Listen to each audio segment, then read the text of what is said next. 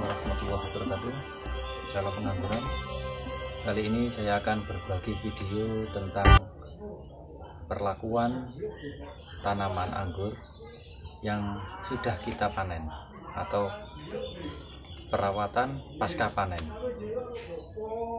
Karena kemarin 1 minggu yang lalu saya sudah mengajak Anda untuk melihat panen anggur saya, walaupun sedikit.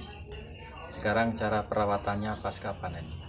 Ini anggur akademik yang kita panen minggu lalu. Sekarang kita akan perlakuan pasca panen. Apa saja yang perlu kita lakukan? Perlakuan tanaman di masa pasca panen ini kita kembalikan seperti ke masa awal. Kita kembali ke fase awal, yakni fase vegetatif. Kenapa kita kembali ke fase vegetatif? Yang pertama, kita fokus ke pembesaran batang dulu. Kita besarkan batang-batangnya itu, cabang-cabang tersiernya itu juga kita besarkan.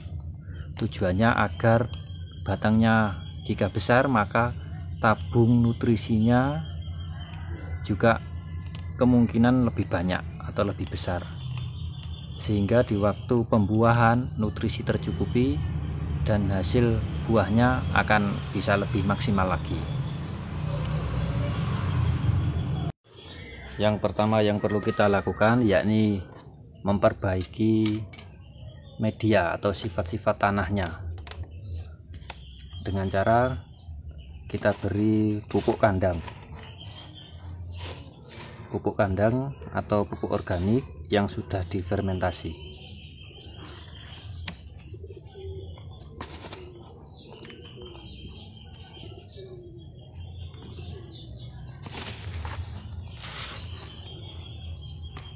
Kenapa di sini kita menggunakan pupuk kandang atau pupuk organik? Karena pupuk kandang atau pupuk organik ini dapat merangsang aktivitas biologi tanah.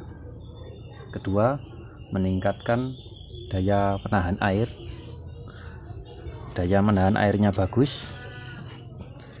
Yang ketiga, memperbaiki sifat fisik tanah atau struktur tanahnya atau struktur media. Karena ini tidak di tanah ya, karena ini di media. Keempat, mendukung kehidupan organisme yang ada di dalam tanah agar semakin berkembang.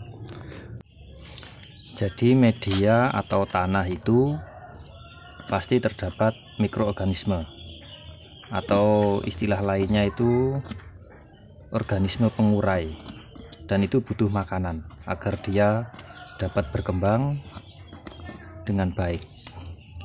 Dari perkembangan mikroorganisme yang ada di tanah ini, maka akan berdampak baik bagi tanaman. Kenapa?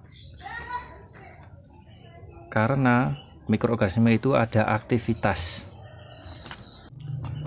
Semakin banyak aktivitas mikroorganisme di dalam media atau di dalam tanah, maka semakin baik pula media tersebut bagi tanaman. Kita ambil contoh saja begini. Misalkan cacing. Cacing itu akan dapat berkembang biak dengan baik apabila ada makanan pendukungnya. Dan cacing itu pasti akan bernafas, sehingga jika di dalam media itu terdapat banyak cacing, maka akar dari tumbuhan ini juga akan mendapatkan suplai oksigen dari lubang-lubang yang dibuat cacing. Karena cacingnya membutuhkan oksigen, menghirup udara yang masuk lewat lubang-lubang yang dibuat cacing, dan di situ akar tanaman juga akan mendapatkan suplai oksigen dari aktivitas cacing tersebut. Kelebihan lain dari pupuk kandang ini atau pupuk organik ini yakni terdapat unsur makro ataupun unsur mikro yang dibutuhkan tanaman, seperti unsur N, P, K, magnesium, kalsium, mangan, dan lain-lain. Itu ada di dalam atau terkandung di pupuk kandang ini, akan tetapi jumlahnya sangat kecil atau tidak bisa kita ukur jumlahnya, pastinya berapa tidak bisa kita ukur. Oleh sebab itu kita perlu tambahan, yakni pupuk sintetis atau pupuk pabrikan. Setelah kita tambahkan pupuk kandang pada media atau pada tanah, kita juga perlu istilahnya apa ini, oker-oker ini, seperti membajak itulah. Agar apa? Agar terdapat rongga-rongga di dalam media, rongga-rongga udara, sehingga akarnya mendapatkan suplai oksigen yang lebih banyak.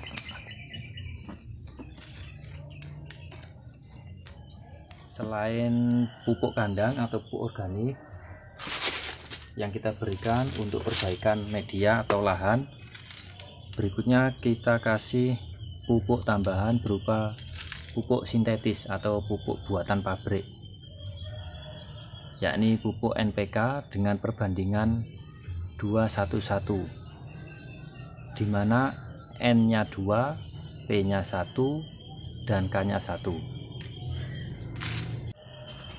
Dari mana kita bisa mendapatkan pupuk NPK dengan perbandingan 2:1:1?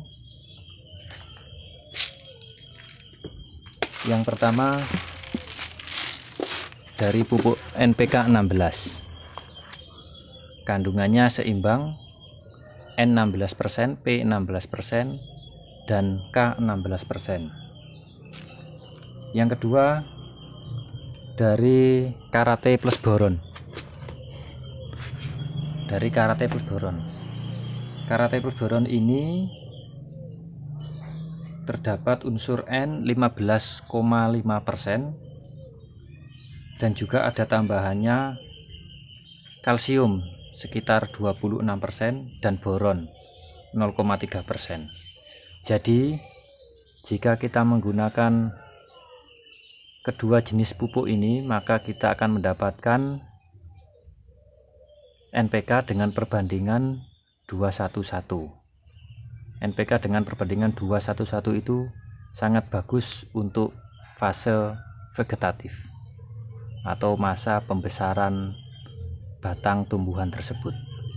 Selain pupuk kandang dan pupuk sintetis buatan pabrik yang kita berikan pada tanaman ini usai pasca panen, kita juga beri tambahan satu lagi, yakni asam amino.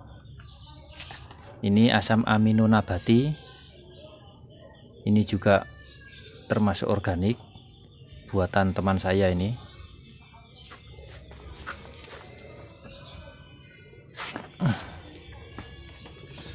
Kenapa kita perlu menggunakan asam amino?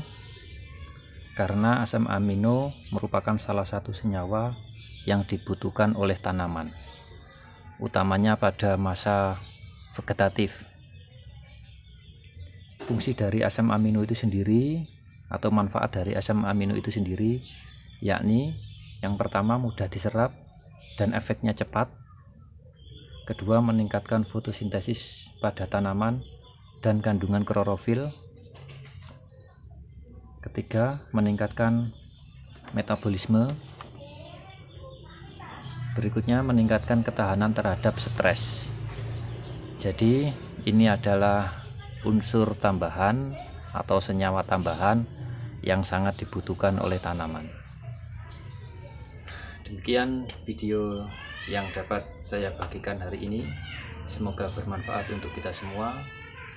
Terima kasih sudah menyaksikan. Wassalamualaikum warahmatullahi wabarakatuh.